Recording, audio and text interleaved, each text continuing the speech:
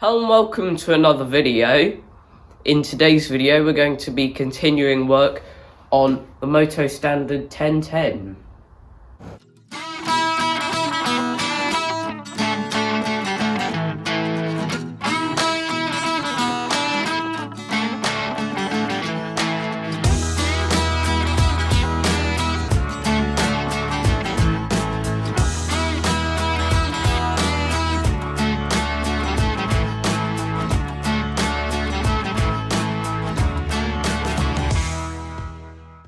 Since the last video, we've cleaned up the wheels and we've refilled the gearbox with oil, which this was actually quite difficult because of the tiny hole and drain plug that is on the gearbox, and also the angle that it's at. It is actually slightly pointing downwards there. So what we did was we got this very small funnel, just fixed it to there with a cable tie to make it a bit easier, and then put this piece of heat shrink on here, and then put the end into the gearbox, and then very slowly filled up the gearbox, which took a long time.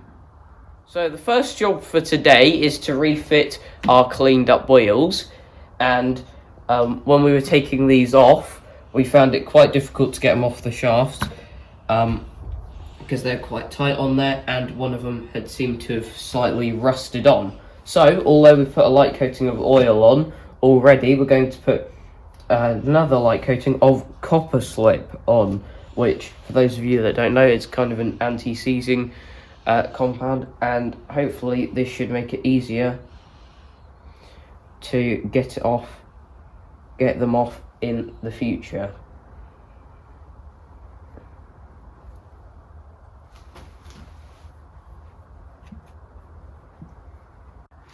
We've now copper slipped up both sides and reinstalled these shims and the wood rough key.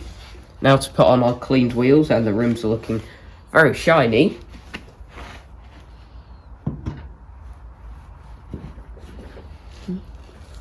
Should go on nice and easily. Any problem ironing up the wood rough key, which I've done now.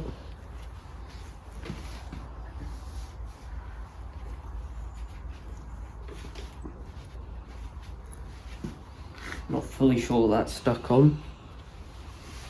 Just going to use a hide hammer to get it on the rest of the way, which could be a bit awkward hitting the centre part here, since it's inset, having to hit it at this angle, but we'll see how that goes, and then we'll put the one on the other side and we'll come back to you.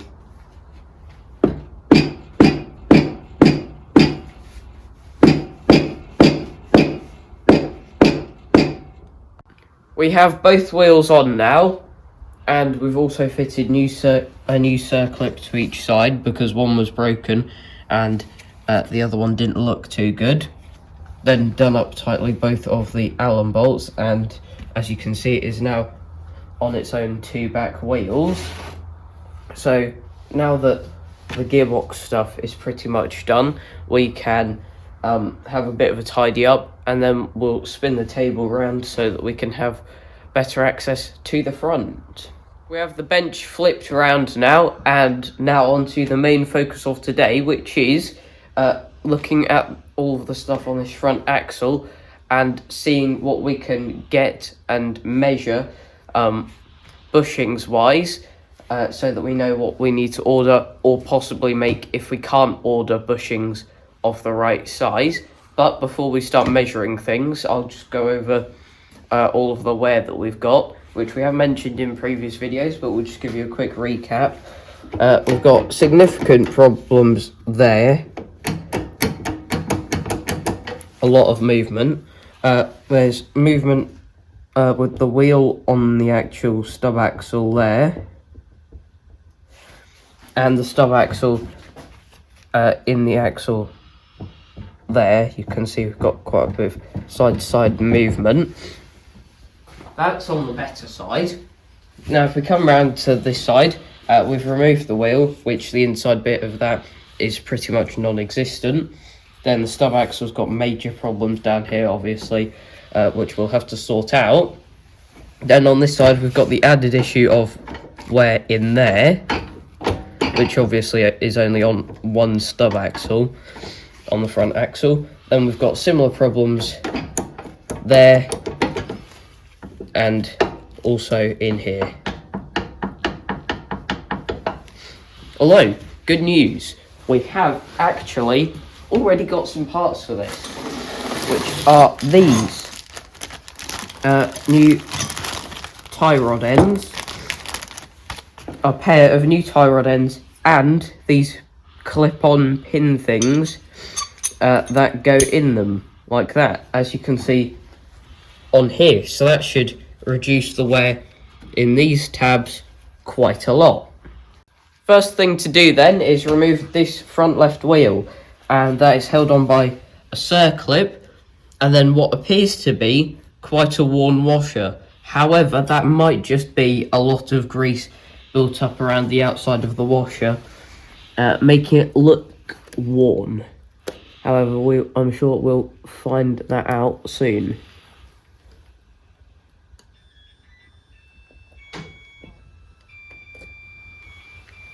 Right, that's off now.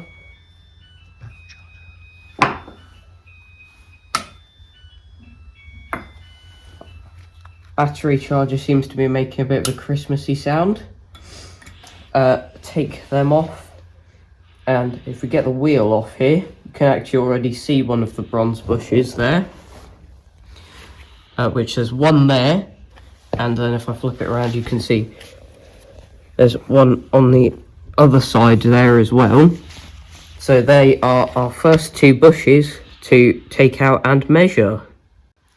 With the wheel off, we tapped out both of the bushings, and they are this like split type, where they have a split on one side, which the cameraman's not a big fan of. Anyway, they actually have a part number on them. There you can kind of see, I'll read it out for you, MB2015DU, and then you can see there, it's like an S stamped over a K, and then it says ZA. So if anyone knows what they are, then please let us know. Otherwise, we will now take some measurements as a backup.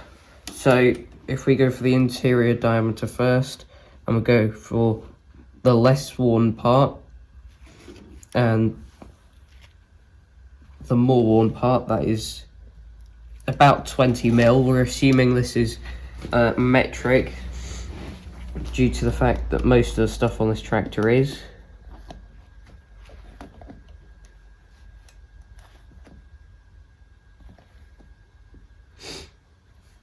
And for the exterior diameter, I'd say about 23 mil. Then for depth,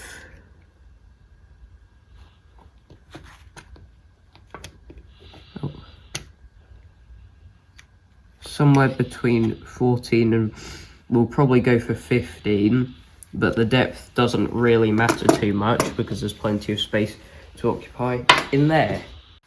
Now that we have the measurements we need, we've got all of the parts that we've taken off with this wheel in there, bagged up, labelled, and I will put this just out of the way there.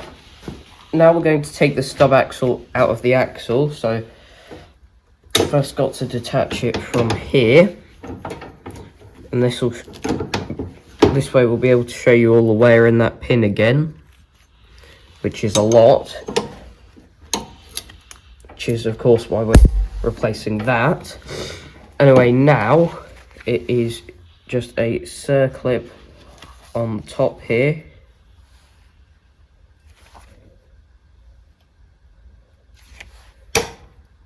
there we go. Not the cleanest of coming off, but it's in one piece. Then we've got this washer on there too, hopefully. We'll have to get the hide hammer. Hide hammer gained. Just gently tap this down.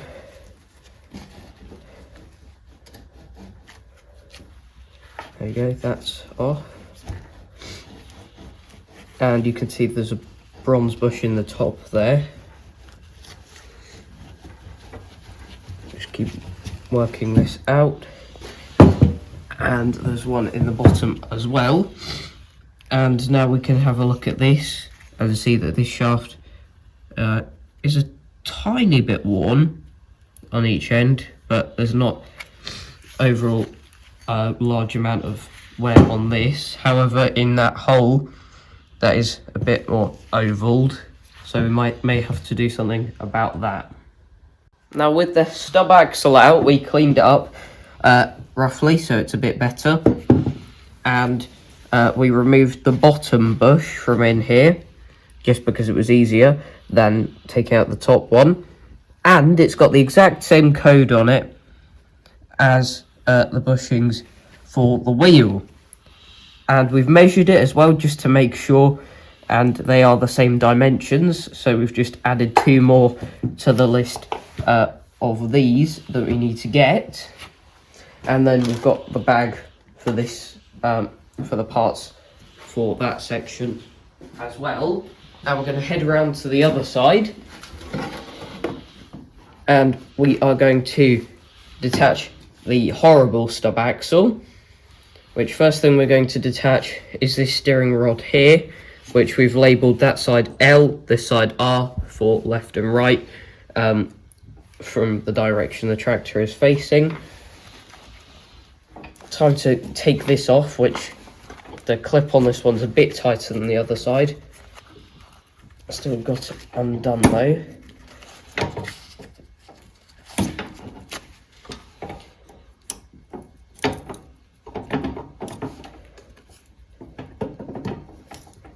Lever that out a bit. Seems to be a tiny bit stuck in there.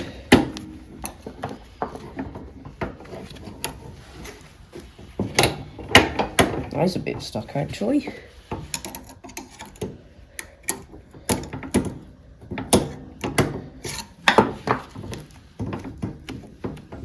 Almost got it though.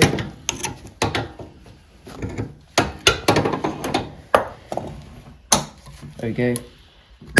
I'll just clip that back on. Now this whole rod is detached, and I'll just put that out the way there.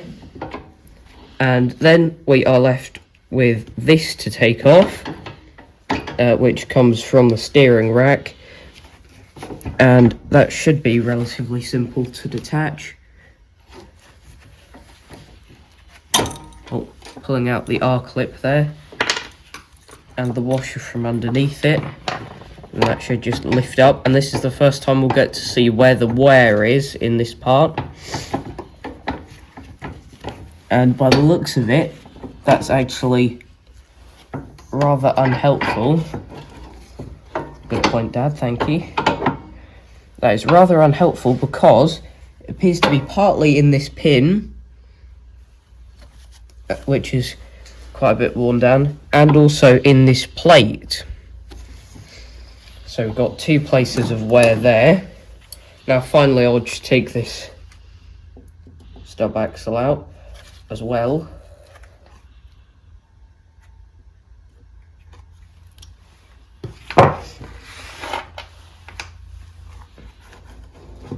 This one's actually come out much easier. And by the looks of it, there's a tiny bit more wear in this part, but the top part there really isn't too much wear, except for in the bushings, which look a bit more worn than the other side, which is good because the bushings is the part you want to wear, not the stub axle. We've now detached the steering rod from the quadrant end as well, and we did this just to see where the wear was. There's a bit of wear on this end too, but it's not as bad as this end. Not fully sure if you can see that or not, really. But we've got to work out how we're going to actually fix the wear in this, which this looks like an absolute banana with how many times it's been bent. Not just sideways actually, there's also a bend downwards there, and again there, and then up there. It's been bent many times. Anyway, back to this stub axle, and we've also got to work out a way of fixing the play in the ovalled holes there, and on the other stub axle. And obviously we've got this issue to deal with at some point, but that isn't the problem right now. What we're going to do next is we're going to go inside and use all of the measurements that we've just taken to do some part research, to see what parts are available that we can get bushing wise, and we will order whatever we can get hold of and get all of those parts on order, which we haven't made as much progress today as we usually do, but it's important to get all of these measurements done and the parts research that we're now going to do off camera done as well, to get these parts on order. So that's it for this video. Thanks for watching, and I'll see you in the next one. Bye.